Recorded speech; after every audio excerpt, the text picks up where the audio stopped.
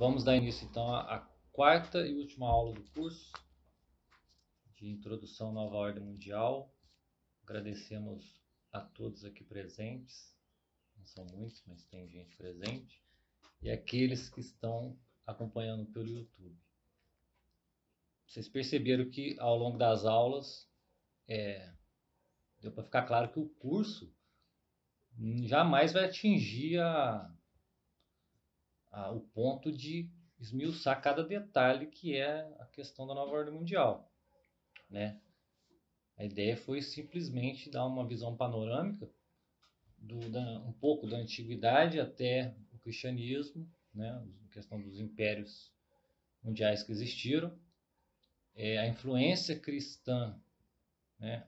A influência sociológica cristã para que impedisse que esse tipo de organização, que é artificial, num certo sentido, num outro sentido não é, porque cada civilização acaba sendo formada a partir de uma excelência pessoal de algum indivíduo, de algum grupo de indivíduos, né? Então, uma civilização é formada assim, mas quando se tenta criar uma civilização de tipo global, igual está expresso no mito da Torre de Babel, aí já começa a ir para as raias do antinatural. Por quê? Porque justamente por causa da questão da incorporação, né, dos diversos povos.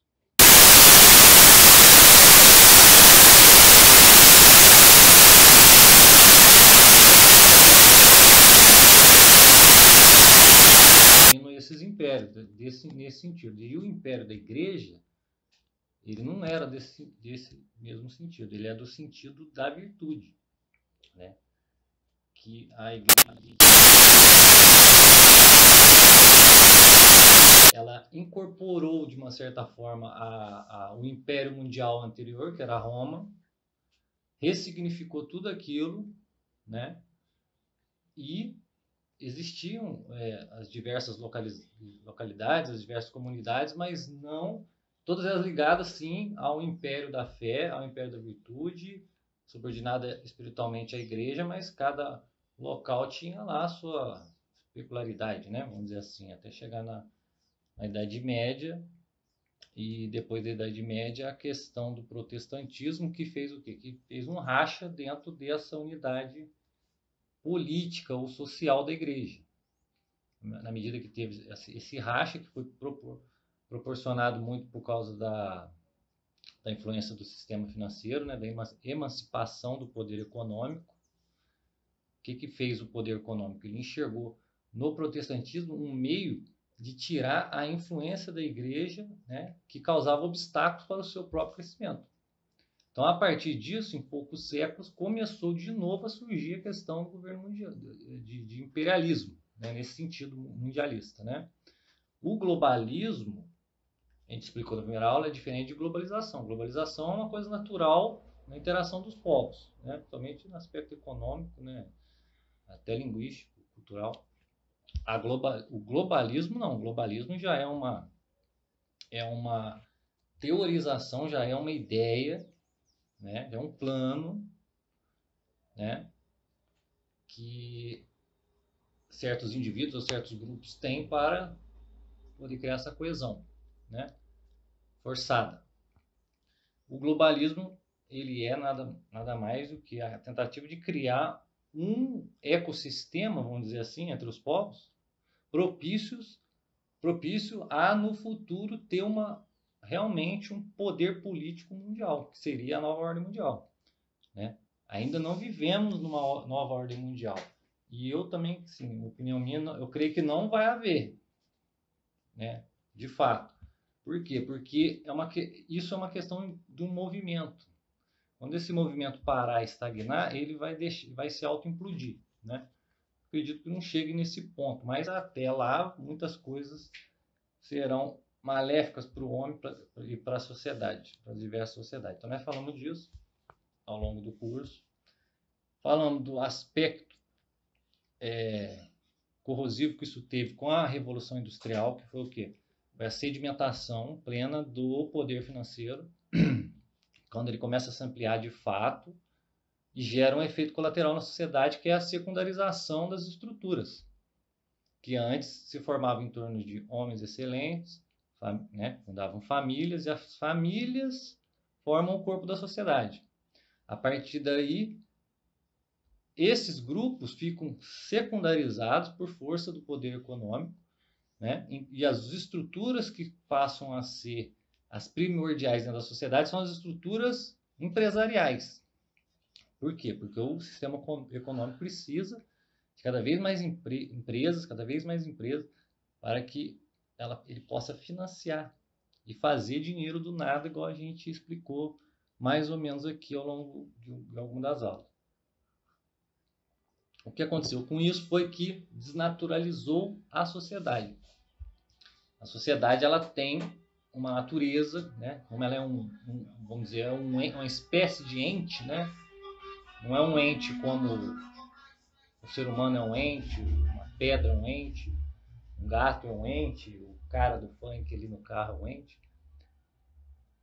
Mas a sociedade é um ente de razão, né? Você consegue entender o que é uma sociedade através desse ente de razão, você se abstrai.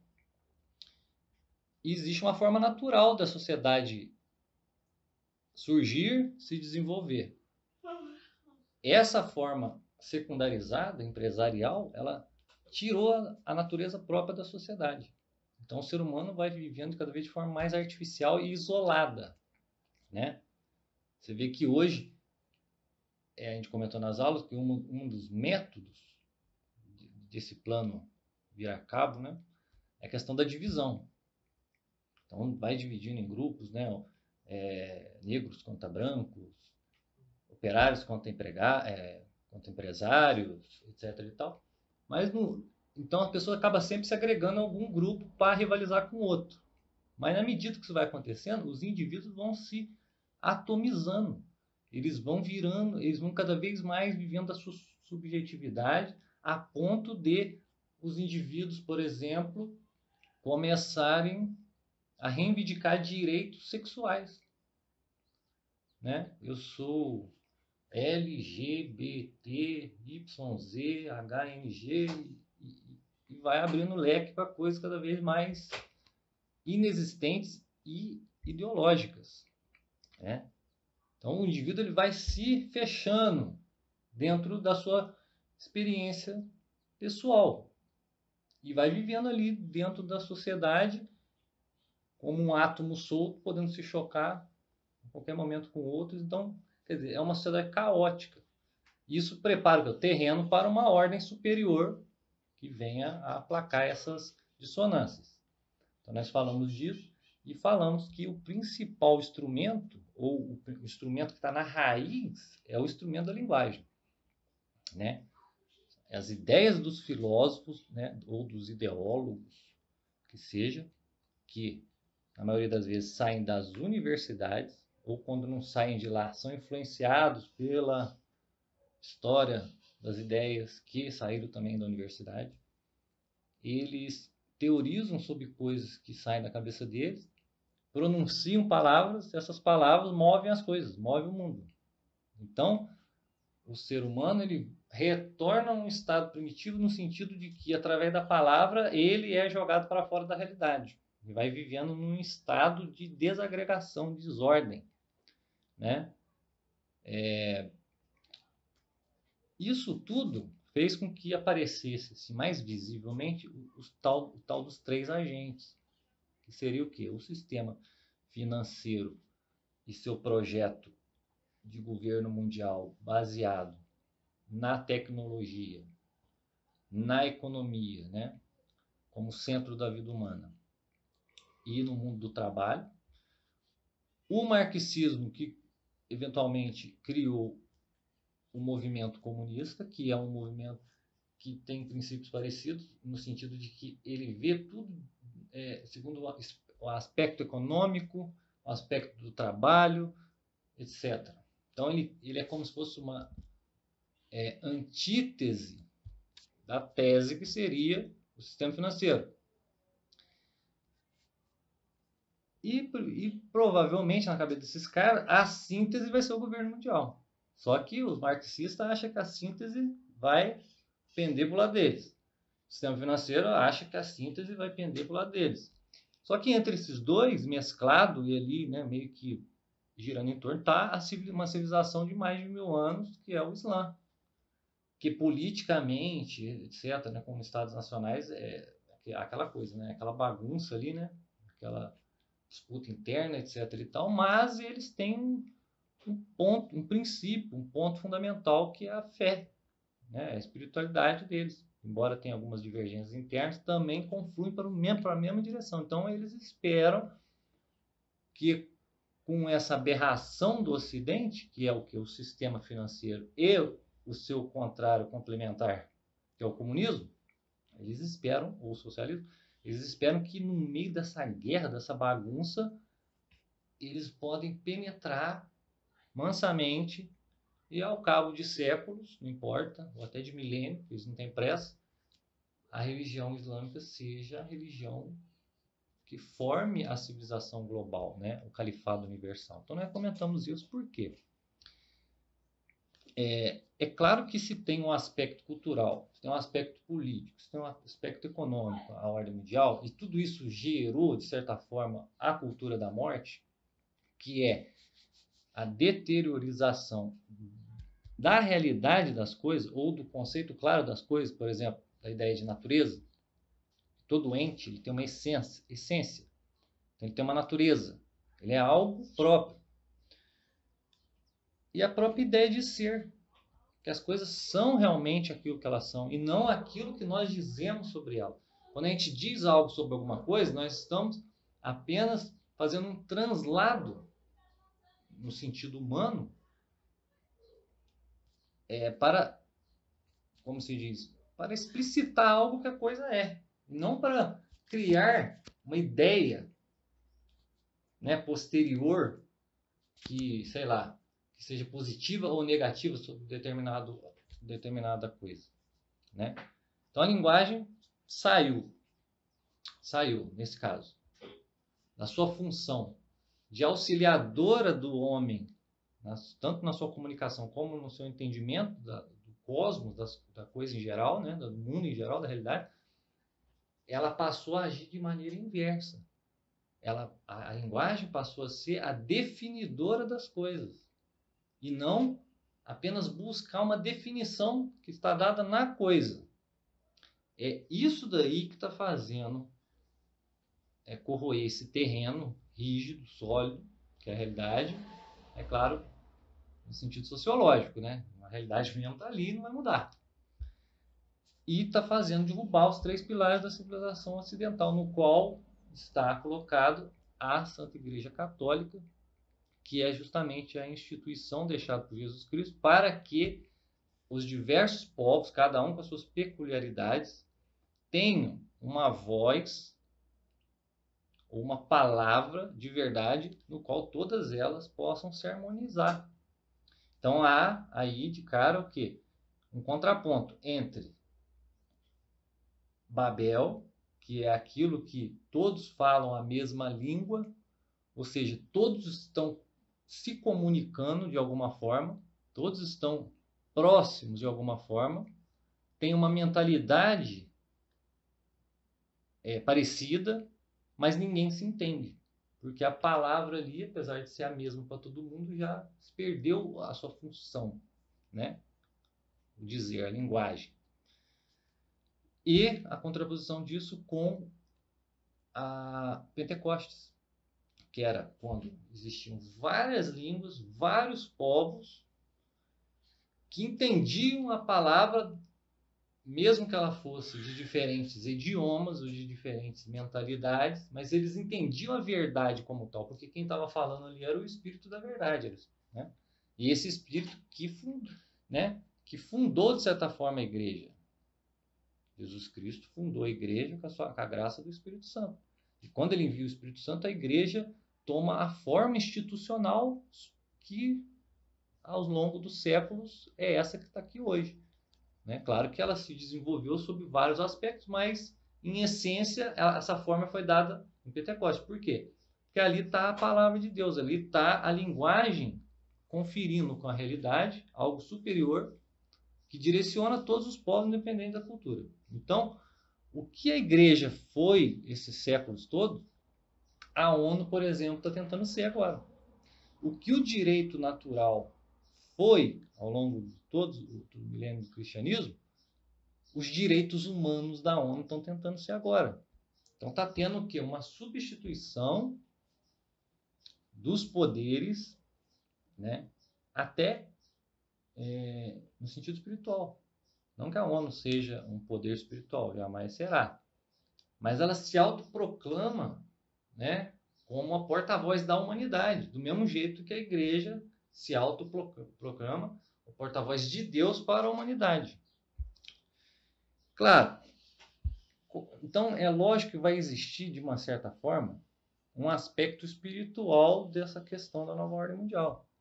Muitas pessoas, assim, hoje em dia na internet, né, e a maioria das pessoas começou a ouvir falar de nova ordem mundial segundo o panorama dos Illuminati, o panorama da maçonaria, né, das sociedades secretas em geral, mas principalmente dessas duas, né? Mas poucas pessoas compreendem, por exemplo, que a maçonaria era uma das corporações de ofício. O que eram as corporações de ofício? Como o próprio nome diz, eram agrupamentos, grupos de pessoas que tinham uma atividade artística, alguma atividade produtiva de algum modo, que juntas, reunidas, transmitiam uma série de conhecimentos umas para as outras, através de uma iniciação. Então era um grupo que eram grupos que visavam que a transmissão de técnicas, etc, etc, etc. Não de forma esotérica, ou seja, uma forma fechada para que aquilo não caísse, né, na banalidade. Então as pessoas, e só servisse para aquelas pessoas que realmente queriam aprender aquele ofício em específico. No caso da maçonaria, o ofício era o quê? Era a arquitetura, a construção predial. Então, naquela época, do mesmo jeito que hoje os engenheiros têm lá as suas técnicas, os seus conhecimentos e transmite o professor de engenharia para o aluno, naquela época também era transmitido esses valores, esses conhecimentos para o iniciado. Então a maçonaria era o quê? Mais uma dessas corporações de ofício. Elas começam a desaparecer a partir do século XVIII, as corporações de ofício. No caso da maçonaria, ela se transforma, né? Não dá para entrar em detalhes aqui de como se deu essa transformação. O fato é que ali se transformou e ali se formou aquilo que é a maçonaria hoje. Vamos dizer assim, né? Ou algo do que ela é hoje, né? Mais ou menos na época da Revolução Francesa, essas corporações de ofício já estavam todas perdidas. Mas a maçonaria continuou. Porém, a maçonaria, nessa época, ela só aceitava pessoas que praticavam o ofício, ou seja, o sujeito que era pedreiro, arquiteto, urbanista, né? Então isso seria o que? A maçonaria operativa. De fato, o indivíduo entrava ali para a obtenção daquele conhecimento específico, né? Tinha lá os seus ritos, seus símbolos, que faziam o quê? Uma espécie de salvaguarda daqueles conhecimentos, para que eles pudessem se identificar uns com os outros na hora de você transmitir e na hora de você conservar. Então você sabia quem era uma pessoa que você podia falar sobre o assunto e qual era a pessoa que estava ali fora daquele círculo e você não pode comentar certas coisas com ela. Então tinha um segredo ali. Mas não um segredo do jeito que a gente pensa hoje, né? Igual se popularizou, né? É um segredo mais do mesmo tipo, assim, vamos dizer, o sujeito inventa lá uma receita de bolo maravilhosa, igual a Coca-Cola. A Coca-Cola tem um segredo dela que ninguém sabe, a fórmula da Coca-Cola. Então, um segredo que vai passando ali, né? Isso que a gente chama de esoterismo, com conhecimento elitizado, grupo fechado de pessoas, né?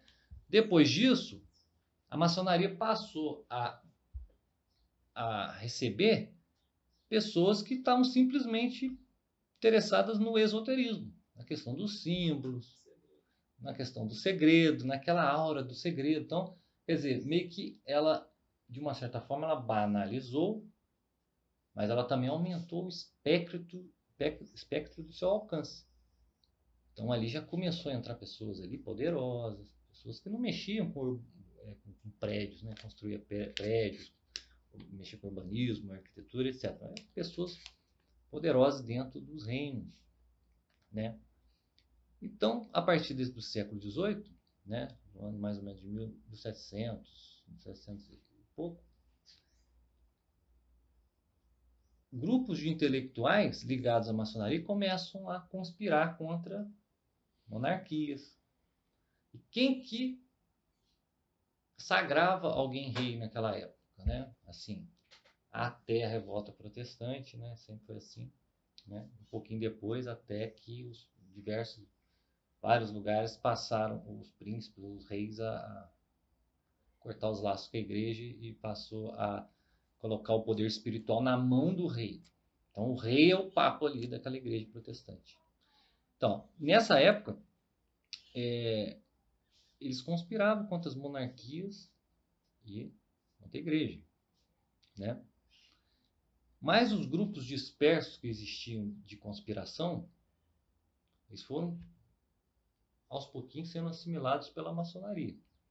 Então, o sujeito era convidado, não tinha nenhum grupo ali de conspiradores, era convidado.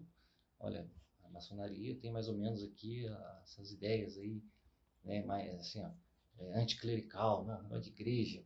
Vem pra cá que a gente aqui, unidos seremos mais fortes, né, vamos dizer assim. E o pessoal, tipo assim, confunde muito maçonaria com Illuminati. Os Illuminati, né, a Ordem dos Iluminados da Baviera foi criada em 1776. Iniciativa do barão lá, Rothschild, né, o mais famosão lá de todos. Com um outro sujeito que era um jesuíta, Adam van Weintraub, não sei falar o nome dele, é um nome complicado.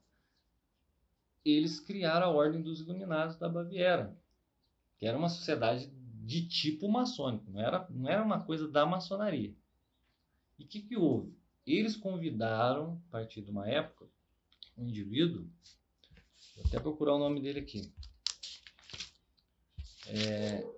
O nome desse sujeito era um maçom, que eles convidaram a fazer parte da Ordem Illuminati, chamava Adolf von Nigel, era um nobre, acho que é alemão, se eu não me engano. Esse sujeito era maçom e ele foi, vamos dizer, infiltrando a Ordem dos Illuminati dentro da maçonaria. Aí, no fim, né, início de 1800, mais ou menos, os Illuminati já tinham dominado a maçonaria por inteiro. Quer dizer, a maçonaria continuava existindo, igual existe hoje, mas quem controlava os planos, a coisa mais esotérica, a coisa mais fechada, eram os Illuminati da Baviera.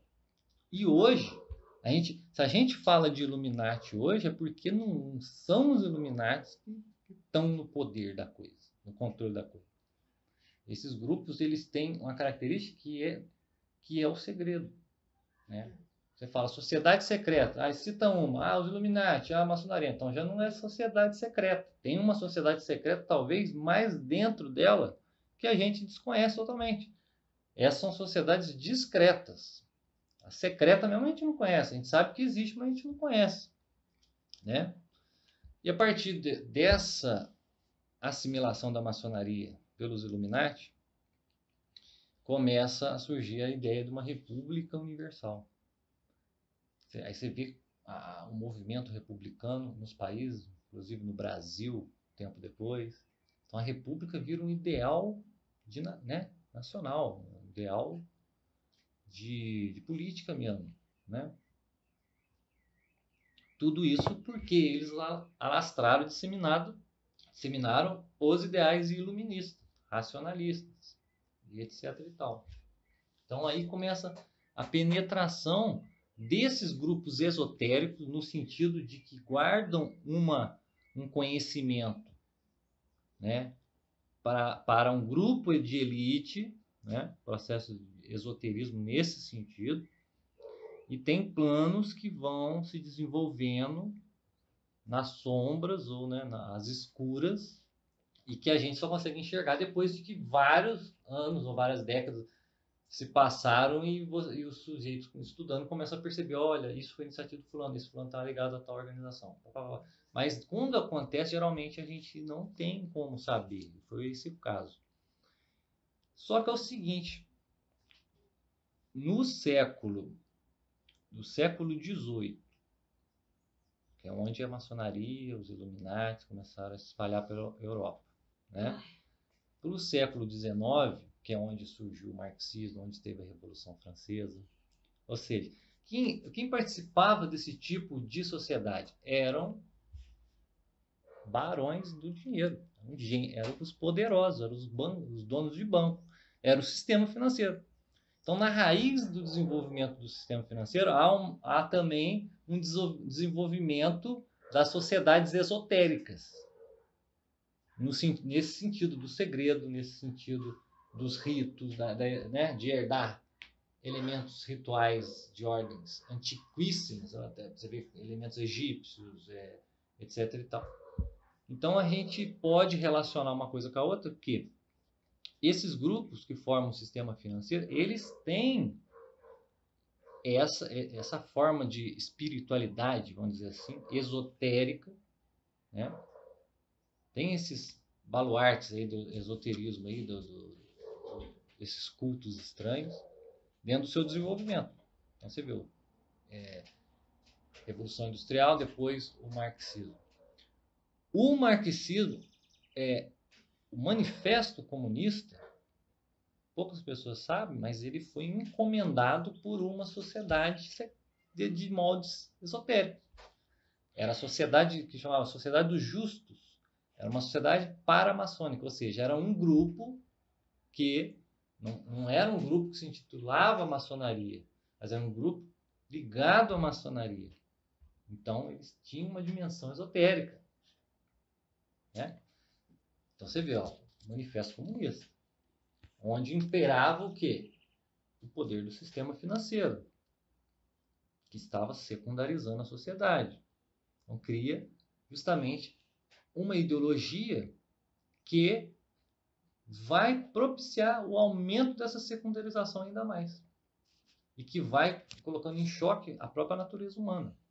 Então você vê que há um elemento, então, nisso tudo, um elemento satânico, propriamente dito. Satânico não no sentido que as pessoas falam de demônios, né? Como lá o Dan Brown, esses caras assim, né? Que falam de demônios aí em seus livros, essas imaginações demoníacas nesse sentido. Não, satanismo, né? Como as pessoas popularizar. O satanismo no sentido da mentira e da antinaturalidade. E do ódio à igreja. Quantos papas já não avisaram sobre o perigo da maçonaria? Né?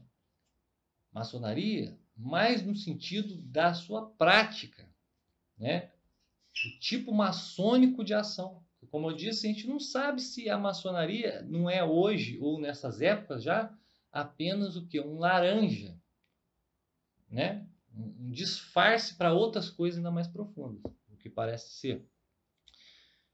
O que acontece é que a partir do século XIX começa a surgir as sociedades teosóficas, né? Sociedades esotéricas de vários tipos, e pessoas muito esquisitas, do tipo da Madame Blavatsky, né? Que era uma pessoa que escrevia sobre esses assuntos. E o que parece? Parece que é uma pessoa que esteve num lugar, conheceu uma coisa esotérica, fechada num grupo, e soltou aquilo em público. Provavelmente obedecendo ordens dessa cúpula invisível, né? E essa senhora vai influenciar outros escritores, outros esotéricos, do tipo, tem a Alice Bailey, Pierre de Chardin, que era um católico, né? Que era se eu não me engano, um padre, e que começa a escrever coisas que de fundo completamente esotérico, ritualístico, assim, nesse sentido, né? E você vai acusar a Pierre de Chardin de ser maçom? Nós não sabemos, né? Mas essa prática maçônica, esse negócio esotérico, já começa a sair lá do buraco escuro onde aquilo está sendo falado e começa a pipocar na Europa, aqui, ali, aqui, ali, né? E justamente esse tipo de visão das coisas é o que vai dar origem futuramente ao fenômeno da nova era, que é justamente hoje, vamos dizer assim, o instrumento para a dissolução do poder espiritual, né, cosmológico da Igreja Católica, vamos dizer, seria a pá de cal, né, na cabeça deles, o elemento que vai diluir mesmo, desidratar o cristianismo católico do mundo, para que depois venha a ser construída em cima dessa desgraça, né, uma religião universal completamente humana, o que está em consonância com aquilo que nós dizemos na primeira aula. Terceiro traço característico de Babel como um projeto globalista. Estavam desejando, aquelas pessoas, né, que construíram Babel, estavam desejando ser celebradas por desobedecer à ordem de Deus. Então, quer dizer,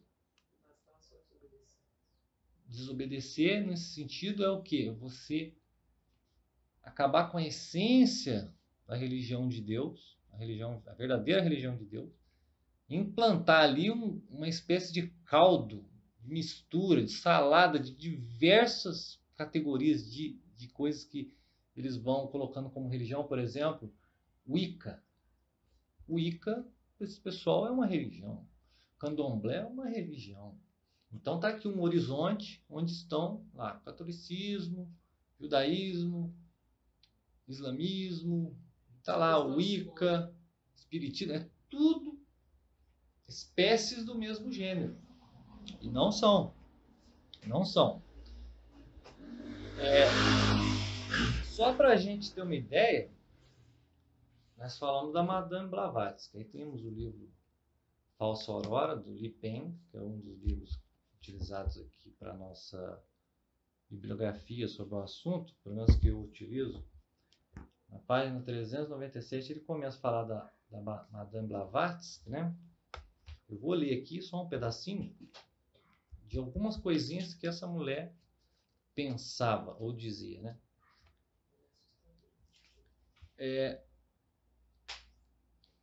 Primeiro que ela é uma das criadoras ali do movimento teosófico. O que é a teosofia? Uma mescla de formas distorcidas de hinduísmo, budismo com ocultismo ocidental. Quer dizer, o ocultismo ocidental pressupõe essas sociedades todas de tipo maçônicas que começaram a existir depois da revolta protestante. Antes disso, se existia, era inócuo. Depois começa a se ligar ao sistema financeiro, né? E começa a ter poder de atuação, vamos dizer assim. Ela fala, por exemplo, a humanidade e a natureza como deuses. Então, ela coloca a criatura como criador. Para Blavatsky, o Senhor não é Deus, a humanidade é. Então, já tirou da esfera divina, jogou para a esfera humana a divindade. Ela se redimirá a si mesma. Nós não precisamos da redenção sobrenatural. Ela já está na gente. Nós que temos que nos redimir. A adoração silenciosa da natureza abstrata ou numênica, a única manifestação divina, é a única religião enobrecedora da humanidade. E ela tem uma grande simpatia pelo demônio também. Olha o que ela diz aqui num livro, acho que é Doutrina Secreta, no capítulo aqui que fala da cosmogênese, ela vai falar assim, ó, do Lúcifer.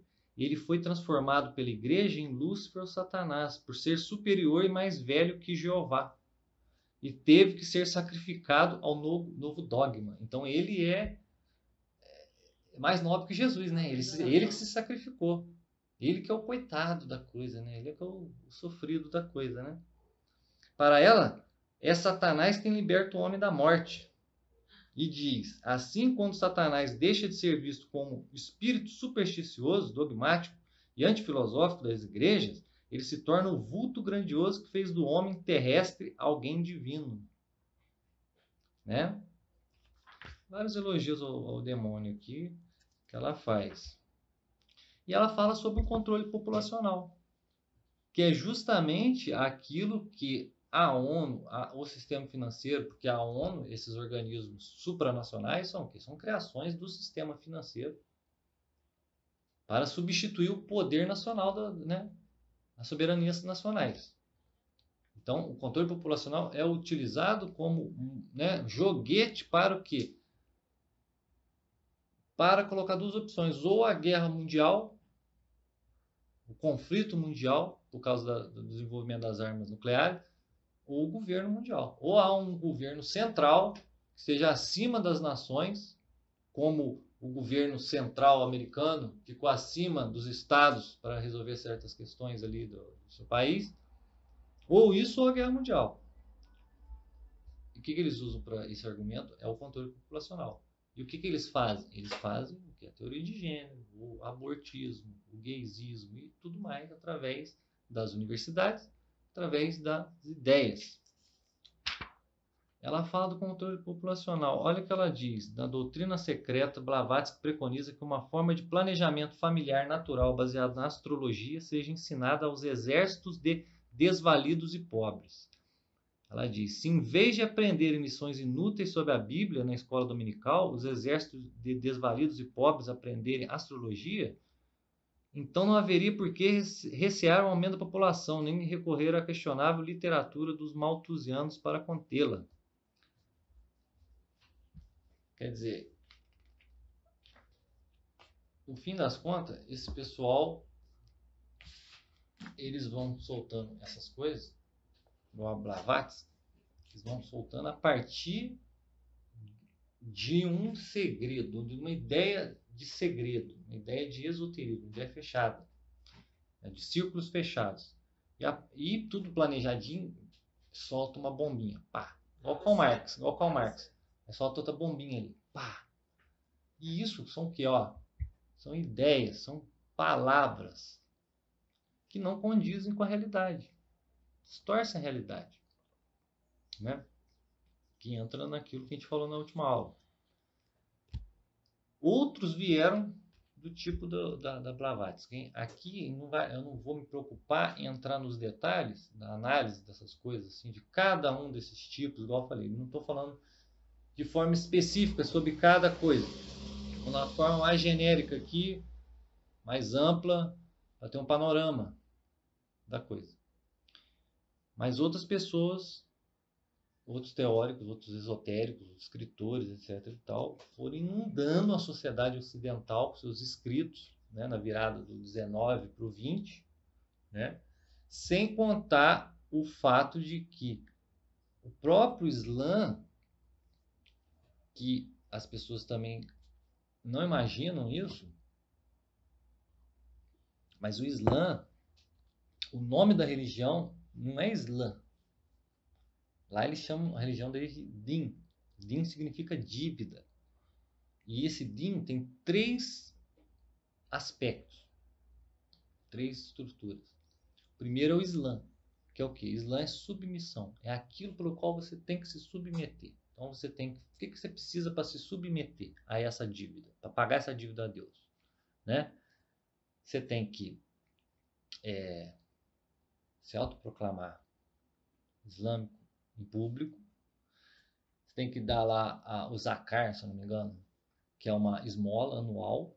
Você tem que fazer uma peregrinação a Meca. Você tem que fazer 5 orações diárias. Quer dizer, tem os pilares do Islã. Aquelas coisas que você tem que fazer para ser minimamente muçulmano. Tem a outra face do Islã, que é outro aspecto do Islã, que é o do Islã não, do din, né, da religião aí no caso da dívida, que é o irsan. O que é o irsan? É o conjunto dos artigos, os artigos de fé do muçulmano. É nisso que você tem que crer. Aí tem todos lá os artigos de fé, então está relacionado ao que crer. O primeiro ao que fazer, o segundo ao que crer. E o terceiro aspecto seria o imã. O imã é o quê? A que tender? A qual perfeição eu devo buscar? Então, se você for só Islã, se o indivíduo for só Islã, ele já é um muçulmano. Já está ali na lei da coisa, que é o Islã. O que ele se submete, eu me submeto a isso, já faz parte. Só que essa é a parte mais exotérica da religião. Então, o sujeito ele está dentro da religião, ele está na beirada, ele está no Islã.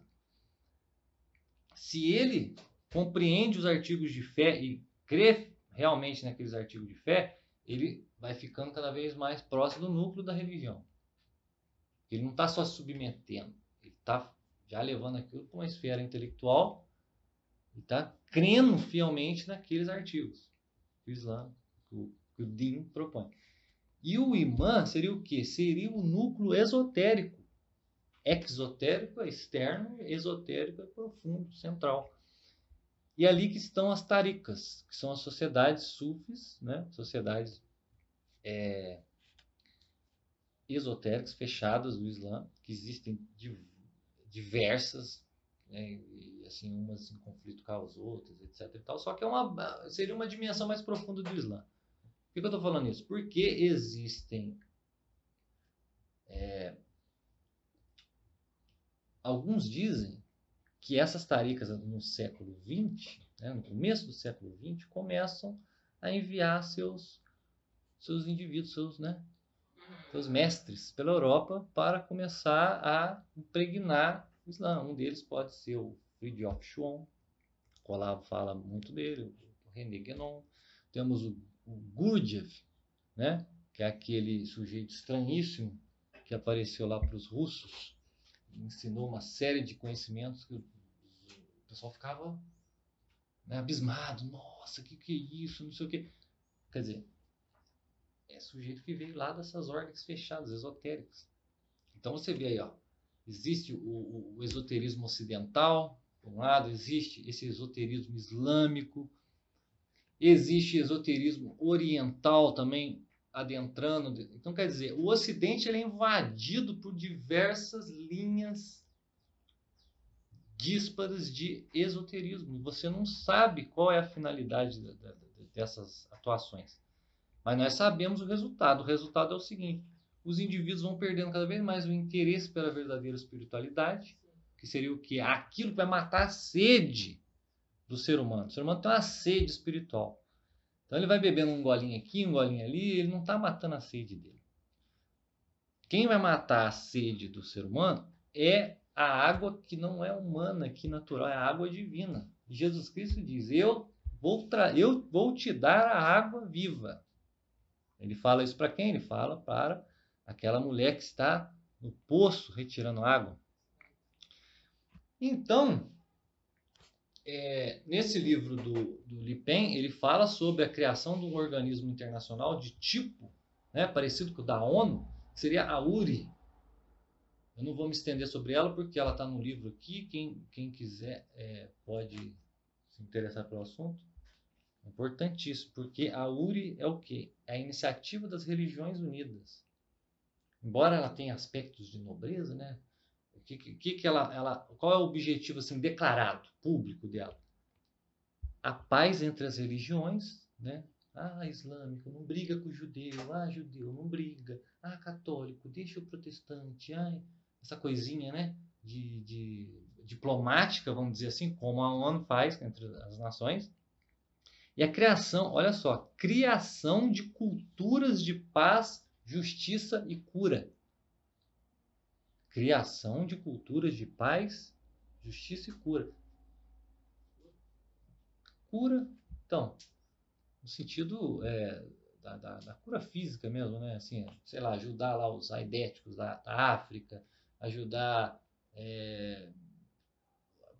povos mais desprovidos de riqueza, com recursos médicos, etc. E realmente essa URI ela faz esse trabalho voluntário aí de...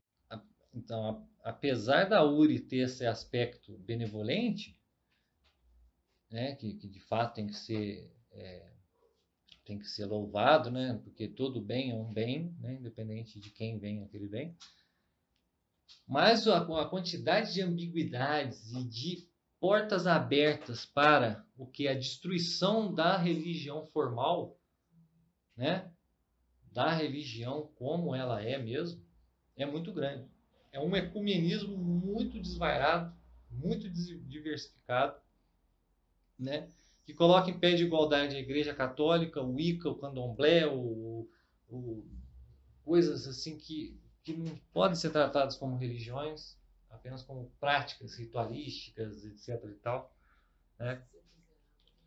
Mas esse organismo URI, ele pretendia ser igual a uma ONU, mas ele não chegou ainda a ser uma ONU, né? Mas ali dentro está uma cúpula de gente que tem de todas as religiões. Então você não sabe, e principalmente de religiões esotéricas, de crendices esotéricas. Então no livro aqui o Lipen ele traça o perfil da URI, traça o perfil de quem financia, de quem apoia publicamente, de quem a URI louva como grandes assim, expoentes dos seus ideais. É o caso da Madame Blavatsky, Alice Bailey, Pierre de Chardin, tal do Robert Miller, que é um escritor que Nova Era, etc. e tal, aí, nesse mesmo sentido, e outros tantos. Então, essa questão toda do esoterismo Nova Era. Não dá tempo da gente entrar em todos os detalhes do que é a Nova Era tal, mas a Nova Era entra aqui na conclusão do nosso curso como o quê? Como aquele elemento de espiritualidade ou de anti-espiritualidade, né? Que vai entrar como o elemento final para diluir a visão da realidade do homem, daquilo que o homem precisa espiritualmente. Entendeu? Então, o ser já foi perdido. A ideia do ser já foi perdido na civilização. Perdida também. Então, os pilares vão ruindo. A igreja prestes a desabar. Não vai, né? Mas a aparência que dá é que ela vai desabar. Aí vem o quê? Aí vem a multiplicidade esquizofrênica de religiosidades. E começa aquele politicamente correto. Não vamos criticar a religião do irmão. Se ele acredita na macumbinha, deixa ele lá. Não, você não pode mais pregar para o sujeito que aquilo ali é mal para ele. Aquilo vai fazer mal para ele. Né? Ali não está a água da vida. Ali está uma água ali, sei lá, que não é nem potável, nem sabemos se é água. Tá entendendo?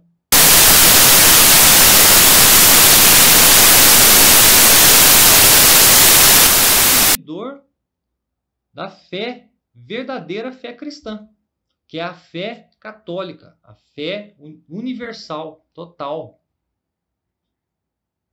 Né? Então o elemento Nova Era entra aqui para nós nesse curso como vamos dizer, o último diluidor dessa coisa toda.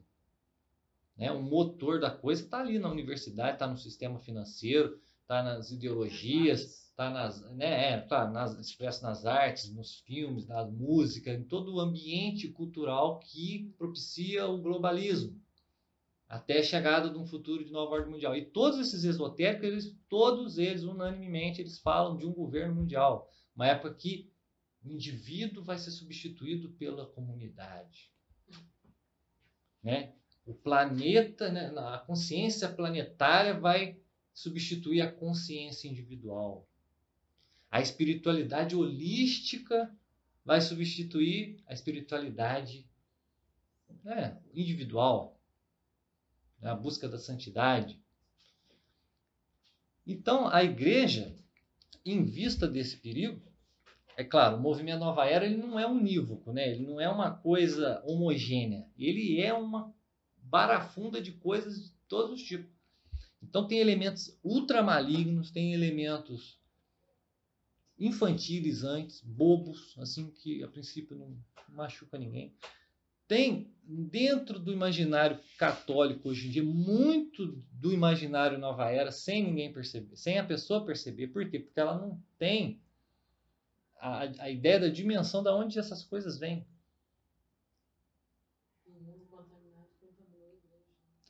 Então, a igreja ela perdeu o quê? Ela perdeu a sua força sociológica e cultural. A igreja perdeu a penetração cultural. Então, como é que a cultura penetra nas pessoas? É cheia desses ideais esotéricos. Nova era, religiosidades múltiplas e diversas. Toda essa pluralidade espiritual é o quê? É música, é programa de TV, são escritores dentro das universidades, filmes, novelas. Quer dizer, tudo, nada disso tem nada de cristão nessas coisas. Isso vai penetrando as pessoas. No entanto, as pessoas continuam, né? Sou católico, mas não vou na igreja. Deus não criou a igreja, né? Não, bonito, você vai na igreja, legal. Por que você não vai? Não, tem um negócio para me fazer domingo, não dá. E outra coisa, Deus não vai mandar ninguém para o inferno por causa disso, não. Deus vê o coração da gente. Quer dizer, tudo isso daí, sem a pessoa saber, é o quê? É uma hereditariedade dessas ideias que estão penetradas no tecido social que já está corrompido. É só por causa desse tipo de coisa, desse tecido social corrompido, onde a igreja não consegue mais penetrar. Por quê? Porque lá atrás tirou o poder político dela, com o protestantismo e o apoio do sistema financeiro, né? E depois a igreja foi enfraquecendo na sua penetração sociológica. Ela não consegue mais dirigir a sociedade espiritualmente, como no passado foi, né? Como Cristo queria que fosse, né? Então a igreja lançou um documento, Vaticano, chama a Nova Era, Jesus Cristo, portador da água viva. Aqui, isso aqui foi feito para trabalho de pastoral, né? Conscientizar as pastorais de como identificar os elementos Nova Era nas próprias pessoas e explicar o que é Nova Era, né? A diferença que há da Nova Era, entre Nova Era e cristianismo, que é católica, né? Então, é uma boa iniciativa. Não pede para entrar em conflito com essas pessoas, mas sim o quê? O que pede ali?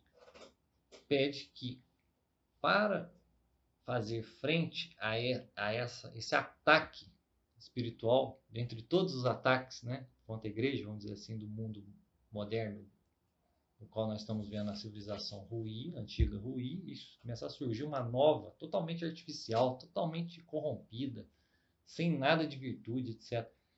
Como fazer para você explicar para a pessoa o que é a Nova Era e como ela é diferente da proposta da fé católica.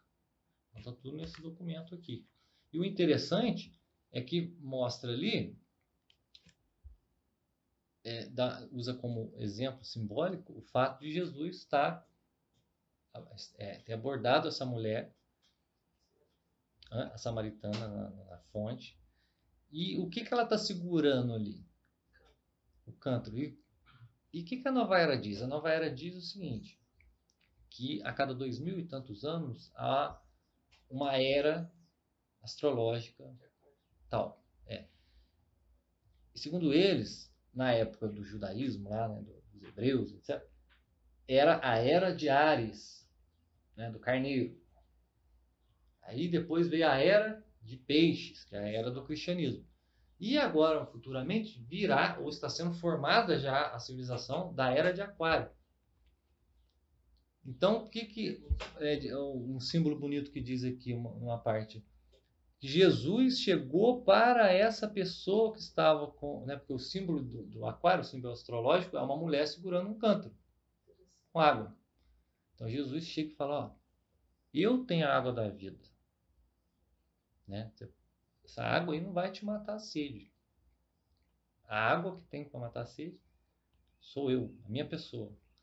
Então eles usam o símbolo aqui muito bonito.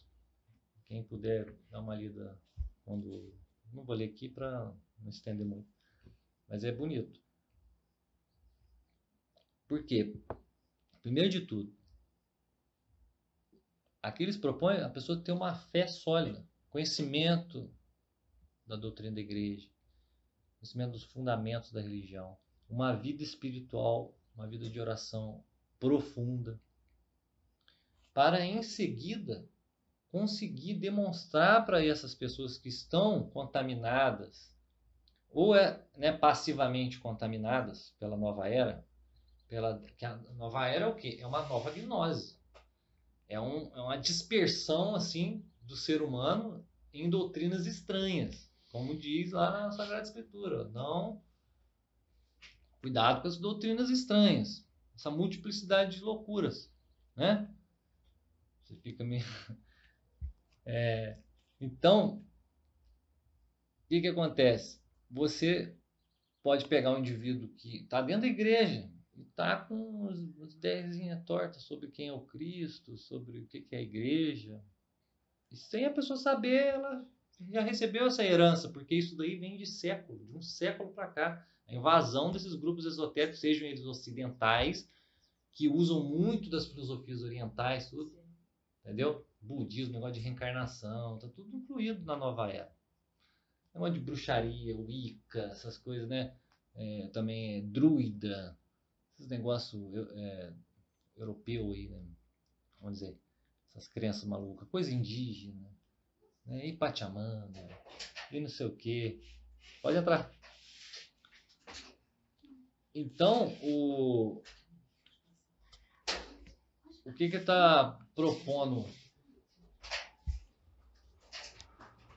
O que está propondo o Vaticano com esse documento? Está propondo justamente o indivíduo a ter uma fé profunda, uma vida espiritual profunda, para que ele possa resgatar essas pessoas. Tanto aquelas que passivamente têm esses elementos impregnados pela cultura, pelo mundo em torno, né? Pela sociedade em torno, seja até para aquelas pessoas que conscientemente propagam essas ideias como se essas ideias tivessem valores que impugnassem a realidade cristã católica, né? Então, começa por aí. É uma maneira de você servir a causa da verdade, a causa de Deus, resgatando as pessoas do erro. Explicando. Não, você tem que explicar os fundamentos da cultura da morte para as pessoas, tentar explicar minimamente uma coisa filosófica sobre o ser, sobre a natureza, sobre uma coisa histórica, sobre como a igreja funcionou esse tempo todo até haver o protestantismo. Quer dizer, você tem que explicar as coisas para as pessoas de uma maneira didática para desfazer o erro que está impregnado na estrutura social corrompida e constantemente corrompida e mantida na corrupção, né? E para concluir, né, isso tudo, dizendo que o aspecto espiritual do governo mundial pode ser identificado com o movimento Nova Era ou com uma gama variada de correntes, que em última análise vão se remeter aos mesmos princípios da Nova Era ou princípios parecidos. Inclusive, essa coisa da ecologia, onde a Terra é colocada como uma divindade, como um ser vivo, né? Isso tudo veio da onde? Isso tudo veio das crenças esotéricas, que são neopagãs, também num certo sentido, né? Onde cultua as forças naturais, etc. e tal. Quer dizer, Pachamama, Mãe Gaia, né? Vou lá, a Carta da Terra, que é aquele documento que ficou andando pelo mundo aí, falando da natureza como se fosse a mãe do ser da humanidade. Isso tudo é divinização das criaturas, né? Isso daí é desobedecer a Deus, porque Deus já deixou tudo, revelou para a gente como devemos dar o culto a Ele e como devemos nos orientar no mundo, o que é o mundo, né? O Espírito Santo baixou, influenciou vários santos, suas doutrinas, São Tomás de Aquino, Santo Agostinho, tocando coisas sobre a realidade para facilitar a gente não cair no erro, ou o mundo não cair no erro, mas mesmo assim viraram as costas para esses homens, né? Homens guiados pelo Espírito Santo, como os apóstolos foram guiados pelo Espírito Santo, né? Muitos dizem, não, é só os apóstolos, e todo mundo pode ser apóstolo. Eu sou o apóstolo Jorge, eu sou o apóstolo Geraldo, cada um se auto-intitula apóstolo. Peraí, você está pulando uma coisa aí. Está pulando a ordem hierárquica de uma sociedade, de uma civilização criada por Jesus Cristo. Porque Jesus Cristo criou a ordem mundial que está sendo destruída para a nova ordem mundial. Foi ele que criou. E como ele criou? São Roberto Bellarmino, no século XVII, ele diz lá o seguinte: dentro da igreja, da estrutura hierárquica da igreja, tem as três formas de governo possível. As três formas de governo possível. Tem a monarquia, que está representada na figura do Papa, do soberano. Tem a aristocracia, que está na forma dos bispos ou das dioceses, né? E tem a democracia, que são os presbíteros ou padres. Então, democraticamente, qualquer um pode ser padre, contanto que tenha um mínimo de vocação, esteja em estado de graça. A função do padre é se manter sempre em estado de graça. Qualquer indivíduo pode ser. É só chegar lá e pedir, olhar, não, você tem vocação, pode ir e tal.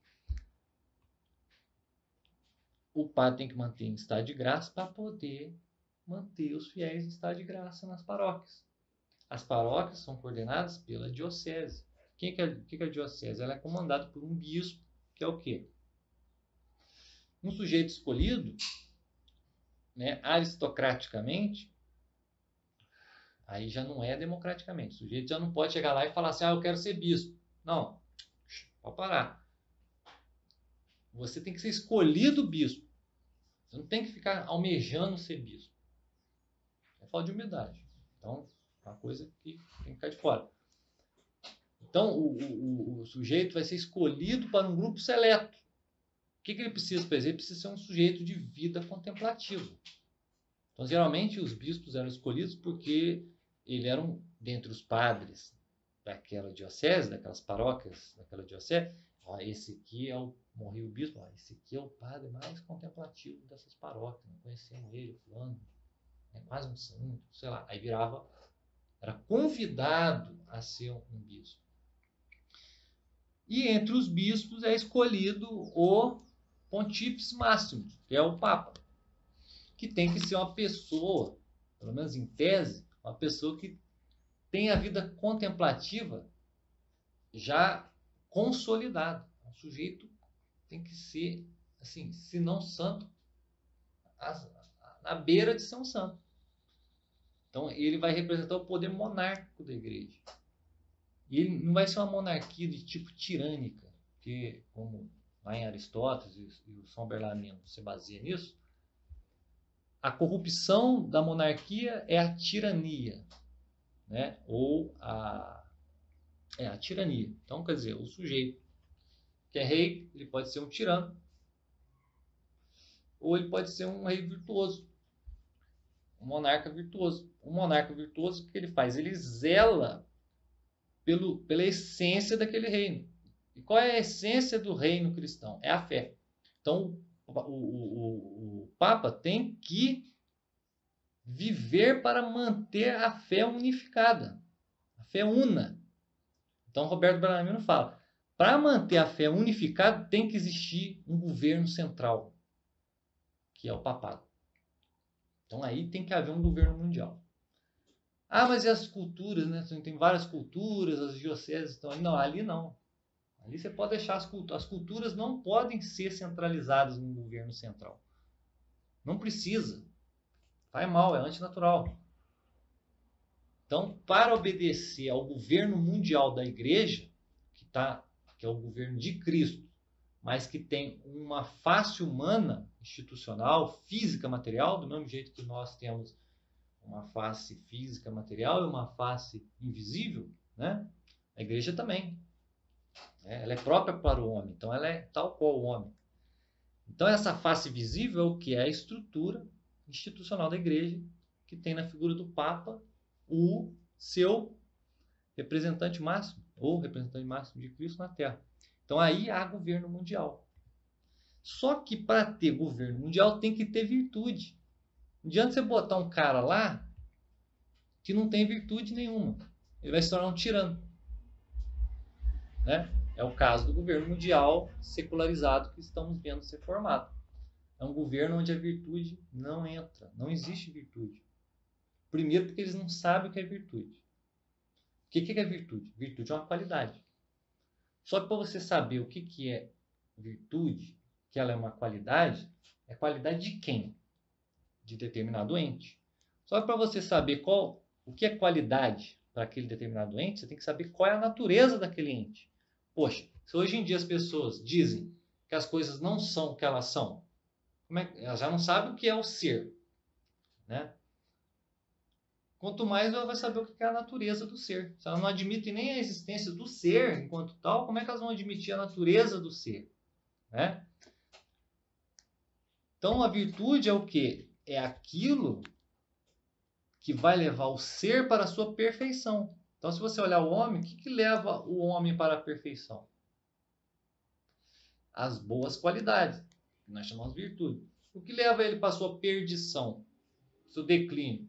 As más qualidades, ou seja, os vícios.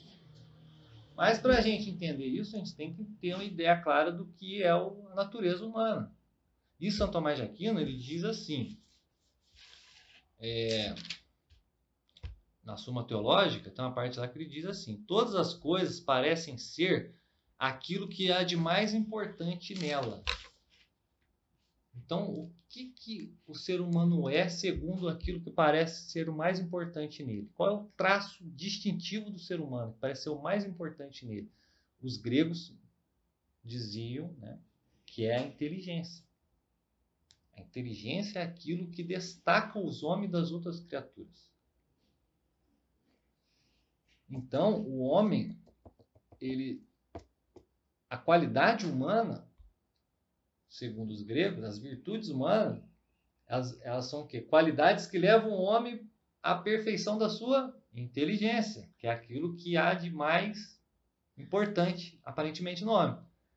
Acontece o seguinte, no cristianismo, isso tudo foi absorvido, né? A cultura grega foi absorvida, essa realidade, né?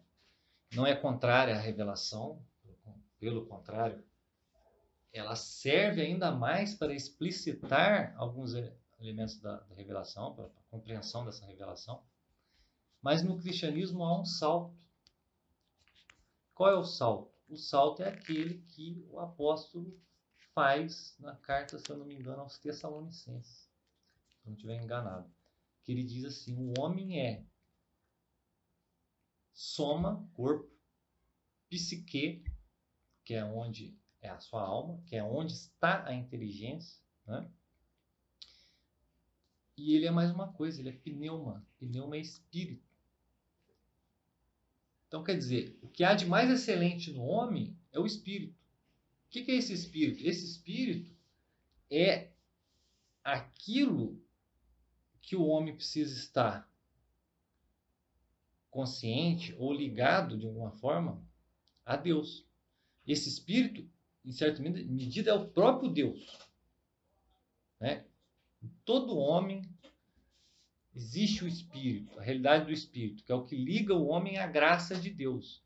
Então, esse contato do homem com Deus se dá no espírito. Através da inteligência, claro. A inteligência está ali para tocar no espírito. Mas o que há de maior no homem, segundo o cristianismo, não é nem a inteligência, é o espírito. Então, as virtudes ou as qualidades do homem, elas serão desenvolvidas na medida que vão em direção à realidade do espírito, da união com esse espírito que é Deus, né? Então, quais são as virtudes ou as qualidades que o homem deve almejar? Justamente as virtudes teologais, são as virtudes divinas, né? E que são as virtudes infusas, não são virtudes adquiridas pelo hábito, né? Como as virtudes humanas. São virtudes que são gratuitas, dadas por Deus. É claro que você tem que se predispor a elas e buscá-las, querê-las. Mas isso não vai forçar Deus a te dar ela, né? Deus vai te dar ela de graça. Entende? Por que a gente está dizendo isso? Porque essa dimensão da virtude, que é justamente o que a igreja, que é o Cristo na Terra, o governo de Deus na Terra, o governo mundial verdadeiro, do qual todos os inimigos da verdade, os inimigos de Deus, a Babel, quer se apossar, destruir e construir uma nova civilização, essa virtude desapareceu. Está desaparecendo aos poucos, do tecido social. Então, fé, esperança e caridade não significa quase nada. São palavras próprias de de um grupo humano. Ali o pessoal católico gosta de falar de fé, esperança e caridade. Bonito. Só que nós aqui, do governo mundial, nós temos a nossa ideia do que é caridade, nós temos a nossa ideia do que é esperança. Esperança é um mundo melhor. Caridade é todo mundo ter a mesma condição econômica, né? Então temos que fazer a caridade no sentido de todo mundo prosperar economicamente, os países não ser mais, a economia não ser injusta, o mundo não ser injusto. E fé, fé é acreditar em si mesmo. Você tem que acreditar em si mesmo para você conquistar os seus desejos, né? Conquistar suas ambições. Quer dizer, né? Substitui o valor das palavras e corrompe tudo. Então, longe da gente dar aqui uma solução para o problema do governo mundial e da guerra mundial, né, do fim do mundo mundial aí, nós temos que entender que se há uma solução, se há, porque temos a escatologia né, católica cristã que diz, ó, vai haver um dia um governo mundial, vai chegar a existir, mas ele vai ser destruído em pouquíssimo tempo. Ele não vai ser um governo que vai existir, vai realmente dar esperança para as pessoas, ele vai se propagar e vai transformar o mundo do jeito que eles propõem. Isso não vai acontecer. Isso daí seria o quê? O império do homem contra Deus, do homem contra a natureza das coisas, do homem contra a realidade. Deus deixou bem claro que no fim do mundo vai haver o retorno de Jesus Cristo, que vai destruir a famosa besta, né? Satanás que vê a terra aí, etc. E tal. Então vai acontecer isso de alguma forma. Isso não quer dizer que a gente tem que sentar aqui e ficar esperando acontecer e falar, mano, já está decidido, então se Deus decidiu assim, não tem nada a fazer. Não, você vai ser cobrado por isso. Porque o fruto das suas ações vai ser cobrado particularmente e universalmente. Né? Isso diz a fé católica. Então, o que você deixou de fazer para que o mundo tomasse essa direção? Você vai ser cobrado disso. Então, longe de dar uma solução, nós temos que dar pelo menos alguns elementos que possam propiciar uma solução. E um deles é o seguinte, é que a virtude só pode existir no ambiente familiar. No contato de pessoas reais que tenham a virtude, por exemplo, da amizade, o desenvolvimento da virtude da amizade. Uma pessoa que seja excelente em alguma coisa, que transmita essa excelência para uma outra pessoa. Isso daí só se dá numa estrutura familiar. Não se dá numa estrutura empresarial. Ali vai ser descartável. Você não vale por si mesmo. Então a virtude só pode ser desenvolvida na medida que os seres humanos vivam uma vida natural. Natural nesse sentido de que é aquilo que leva para a perfeição da natureza. Antinatural é aquilo que leva para o contrário da perfeição daquela natureza. Né? Para a degradação daquela natureza. Isso seria o antinatural do homem. E como o homem parece ser aquilo que há de mais importante no homem, parece ser a inteligência, como diz o grego, e o espírito, como diz o cristianismo, nós temos que o natural para o homem é ir na direção disso daí, da inteligência e do espírito, para adquirir qualidades boas, que são as virtudes, né? Tanto as virtudes que são as virtudes cardeais, que são as virtudes naturais do homem, né? E as virtudes teologais e infusas, que são diversas, segundo São Tomás de Aquino, que levam o indivíduo cada vez mais a ter uma vida de união com Deus, né? Uma vida profunda, de espiritualidade profunda. E essa transmissão só pode se dar, né, no sentido de uma família. Então, a única direção que nós podemos seguir em vista de andar contrário à maré do governo mundial, do globalismo, etc., da nova era, né, como eles propagam aí no sentido espiritual, é você retornar aos fundamentos da fé, da vida espiritual, se basear nos exemplos dos santos, procurar uma vida espiritual de verdade, em união com Deus, como diz Santa Teresa, você adentrar nas moradas, não querer ficar só em estado de graça, você ir além, pedir a Deus. Então você vai se tornar realmente uma força, porque você está unido a Deus. E você vai transmitir isso para a sua família, no sentido biológico, para a sua família, no sentido da família de trabalho, na sua família, no sentido da família de estudos, né? Ou na família, no sentido da sua comunidade eclesial, aí, da sua paróquia. Então, o segredo está aí. Nós, como cristãos verdadeiros, genuínos, católicos, cremos em tudo que a igreja diz, que a igreja é o Cristo na Terra. É procurarmos melhorar nossa vida espiritual, aprofundar nossa vida espiritual e transmiti-la criando estruturas primárias na sociedade, famílias. Tanto a família biológica, você tem que ensinar seus parentes, seus pais, seus irmãos, essas coisas. Tem que criar uma família, uma estrutura primária na sua casa, uma estrutura primária no seu trabalho, uma estrutura primária nas escolas. Porque senão o caminho está aberto para a destruição do fundamento da civilização que Jesus construiu para levar as almas para o céu. Então, vamos concluir esse curso. Claro, mais uma vez falando, ele não é o suficiente para entender tudo. Claro que não. Mas ele é o suficiente para que a pessoa, pelo menos, saiba por onde começar a entender esse tudo, né? Espero ter dado uma boa contribuição para isso. Se ficou confuso, se ficou faltante, eu peço perdão. Iremos pensar em outros módulos onde cada uma dessas aulas podem ser tidas como um módulo, né? A primeira aula virá um módulo de um outro curso, a segunda aula, a terceira aula, a quarta aula, onde dá para depurar as coisas, fazer uma pesquisa vasta e ir para as particularidades. Por enquanto a gente está só sobrevoando a floresta e vendo as árvores por cima. Mas depois a gente pode ir averiguando a coisa mais de perto. Então agradecemos todos que estiveram aqui presentes, todos que tiveram o prazer ou o desprazer de nos ver pelo YouTube. Eu espero que tenha sido um prazer.